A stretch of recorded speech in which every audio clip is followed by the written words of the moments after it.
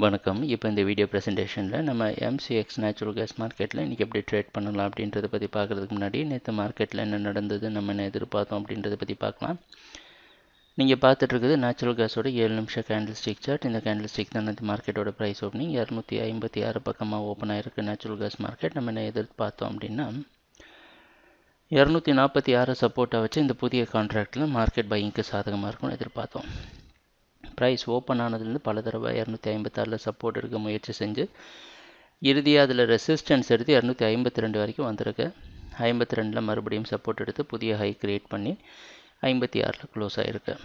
சொல்லப்போனால் மார்க்கெட் நம்ம எதிர்பார்த்த மாதிரி பாசிட்டிவாக தான் அமைஞ்சிருந்தது.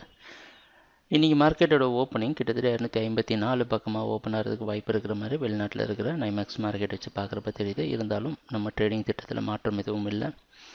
246 வரைக்கும் பை பண்ணி 245 ஸ்டாப் லாஸ் வச்சு ட்ரேட் பண்ணலாம். எதிர்பார்க்குற அடுத்த டார்கெட் 262.2. ட்ரேடிங் நடக்கிறப்ப பார்ப்போம் என்னென்ன மாற்றங்கள் வருதுன்னு.